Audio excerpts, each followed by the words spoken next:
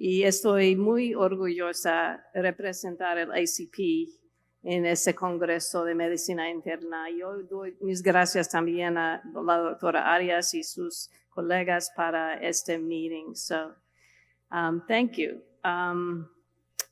You know, it's really wonderful to see so many internal medicine physicians from all over the world. There's a lot of energy here, and I feel a lot of enthusiasm, and really, I'm very grateful to be here.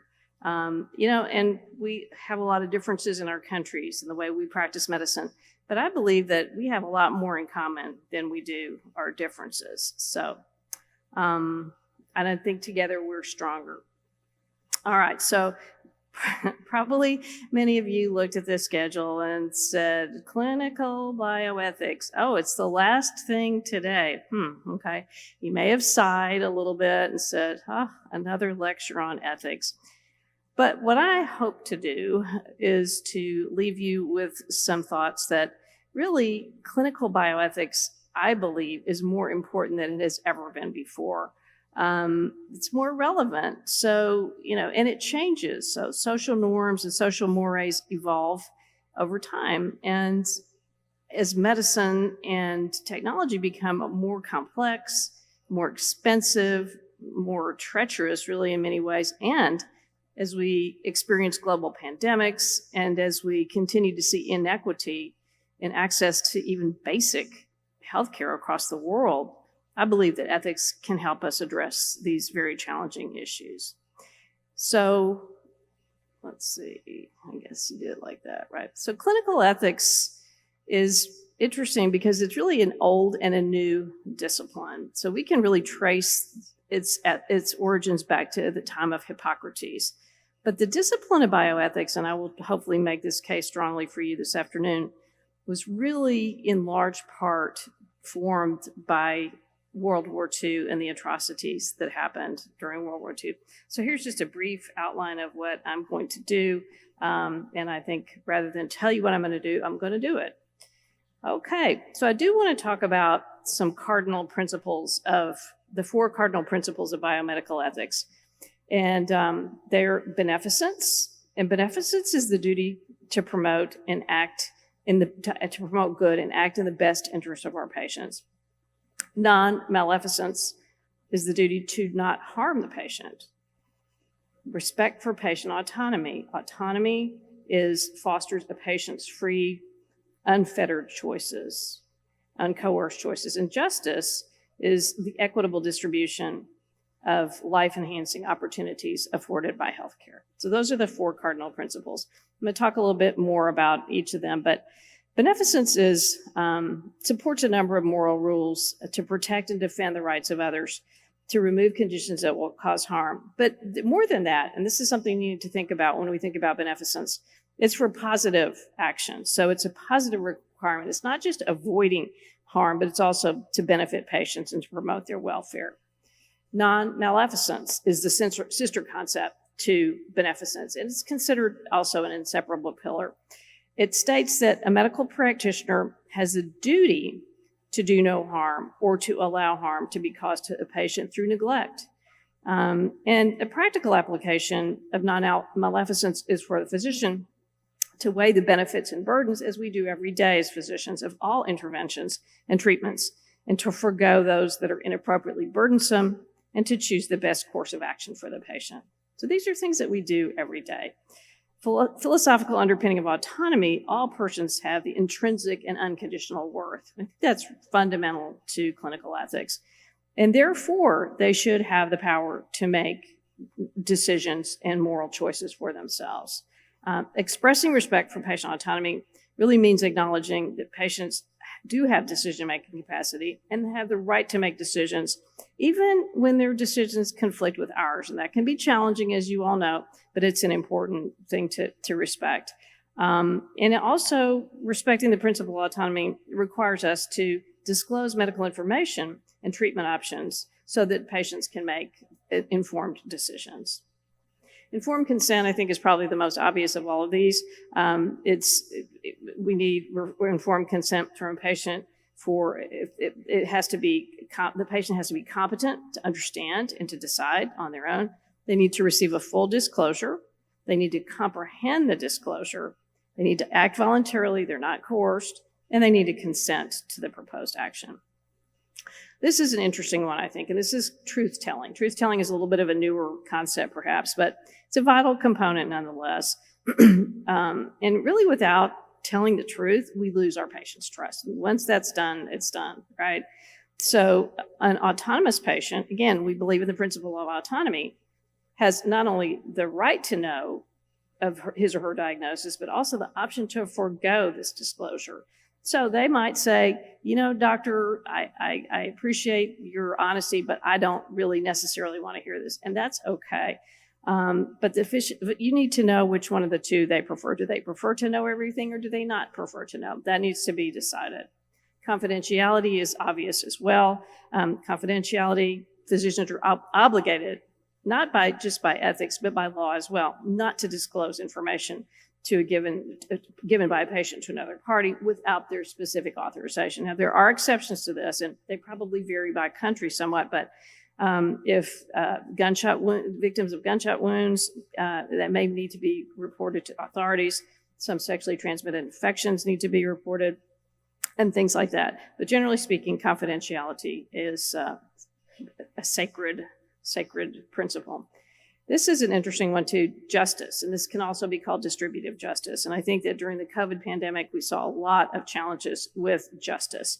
It refers to the fair, equitable, and appropriate distribution of healthcare resources that are determined by norms and the terms of social cooperation. They're not based on how much money you have or where you live or the color of your skin. And again, we saw a lot of this. We continue to see a lot of this in COVID, whether it's testing, whether it's medications. And certainly we see it in organ transplantation. This one, I think, is really important. This is professionalism. And professionalism is really a companion to the others. And I think that Dr. Osler really summed it up better than anybody when he said about professionalism in medicine.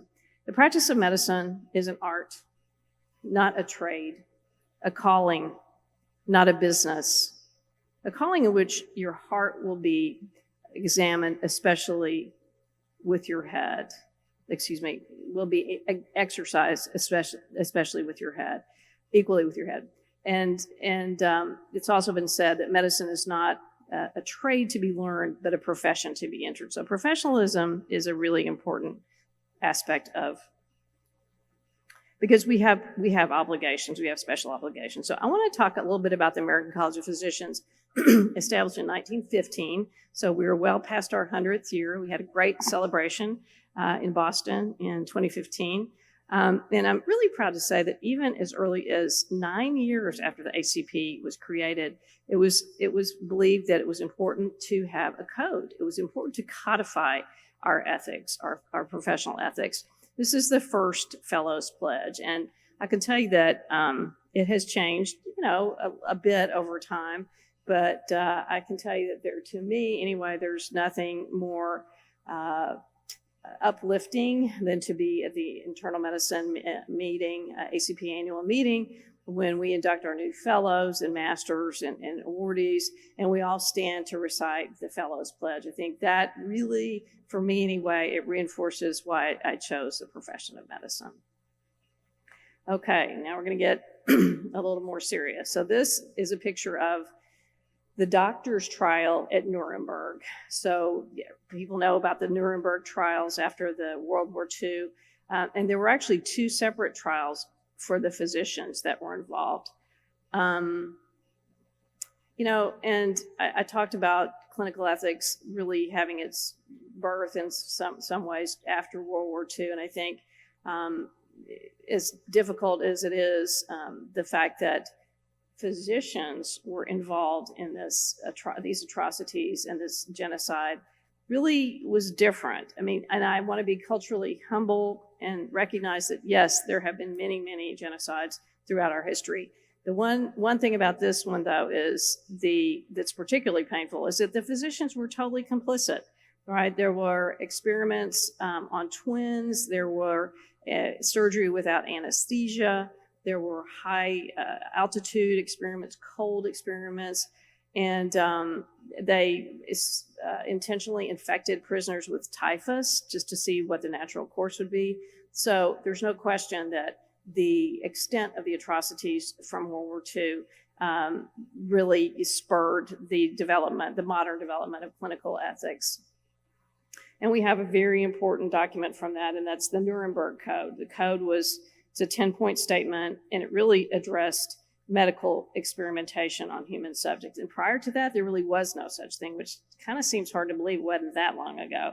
But according to Nuremberg, humane experimentation is justified only if the results benefit society and it's carried out with basic principles that satisfy moral, ethical, and legal concept. And really, the Nuremberg Code continues to be a blueprint today for subjects in medical research. And you think that things like institutional review boards and the like did not exist before this time in our history. A companion piece to that is the Declaration of Helsinki, which the World Medical Association approved in 1964. And again, really a lot of this was fallout, if you will, still from World War II. And it really talks specifically about research, not so much experimentation, but research. And again, research protocols to be reviewed by an independent review board, et cetera. And risks should not exceed benefits. So again, you can see that after World War II, there was a significant increase in activity as far as clinical ethics. Okay, this is a particularly painful topic, and as an American, I am very ashamed of this, but I think that it's something that we need to acknowledge. I'm a big believer in transparency. If we don't talk about the things that we've done, we can't really learn from them.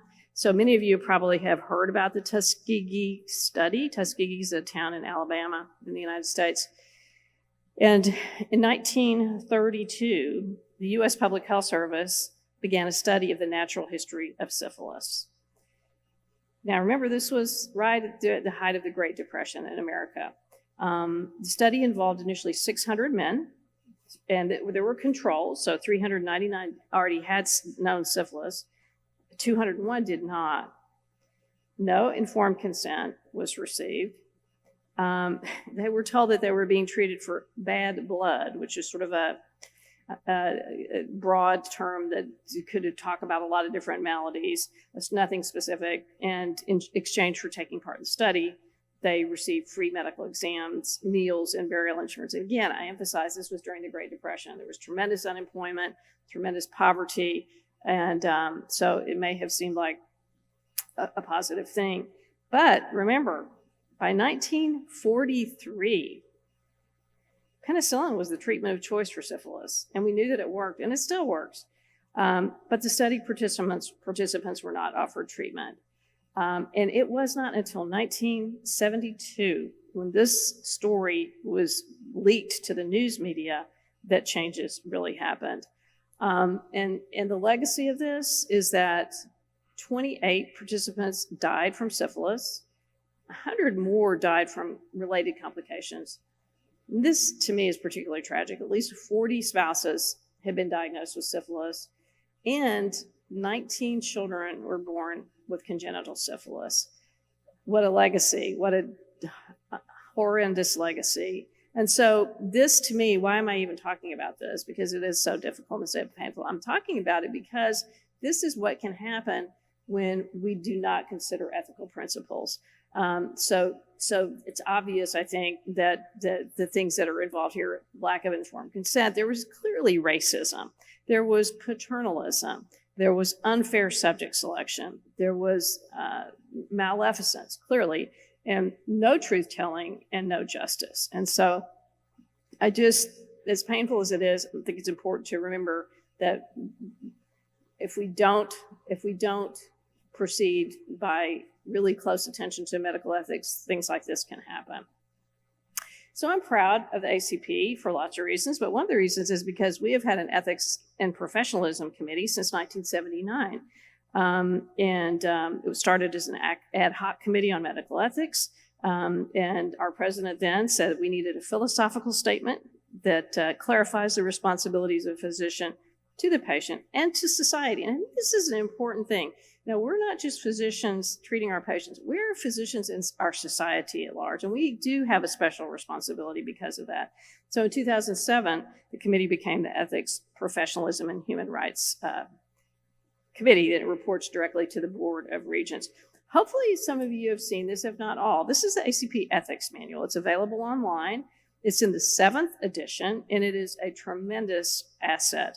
It talks about many, many different topics. Things like, now it's been updated, talk about telemedicine. What are the ethics of telemedicine? What is social media? We have a whole section on euthanasia and things like that, as well as just more general terms. So I'd encourage you to go online, ACP, and get it, because it's really, I think, a tremendous asset and a resource for physicians practicing. Okay, and I want to close out by talking about one of the more recent papers that ACP Ethics Committee has published. And I think it's hopefully will pull together some of the strings that I've been talking about. And this was just from last year, Ethical Considerations in Precision Medicine and Genetic Testing in Internal Medicine Practice. So what is this? Well, it's about precision medicine. So what is that? It's individual care based on the knowledge of a person's genetics, lifestyle, environment, encompasses a wide range of things: use of genetic information, predictive risk testing, risk assessment, diagnostic testing, etc. And there's a lot of molecular profiling of tumors, which we're seeing a lot more now, population screening, etc. But as exciting as this can be, it also raises a number of issues about patient being informed, as well as physician education. I don't know about you, but when I went to medical school, I didn't learn about genomic testing, and unless you studied genetics, I doubt that you did either. And so now, as physicians, we're now being presented with a whole new sort of a realm in medicine. So here are our positions, and hopefully they can help guide you if you find yourself in this kind of a situation. So genetic testing, like any testing, should be guided by the best interest of the patient's scientific evidence and ethical standards. So things that we need to ask ourselves: is a test analytically valid? Is it clinically valid? So does it does it accurately relate the variant to the disease? Is it clinically useful? And I think this is one of the biggest challenges. Will it change what I can do for the patient or the outcome of a disease? Is it personally useful? And what are the harms? We always have to think about the harms. There may very well be harms associated with this. So that's the first principle. The second one is that, again, as I mentioned, we really need to be prepared to engage with patients in discussions about the opportunities and the ethical challenges of genetic testing and precision medicine. And again, what do we know about these? What test to order and when? Why is the test indicated or is it not indicated? How to inform patients about them. Some of these are very expensive. I don't know if in your countries you have them, but they're very, very expensive.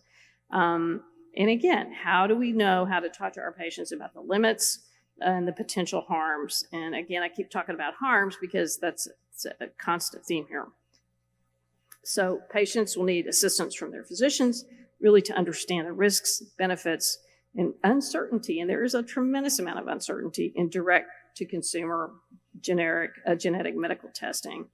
And so bottom line with this is the ACP discourages the use of direct-to-consumer, I'm afraid that cat may be out of the bag, as we say, testing. But it advises that testing should be done in the context of a patient-physician relationship, just like all the important things, with appropriate counseling.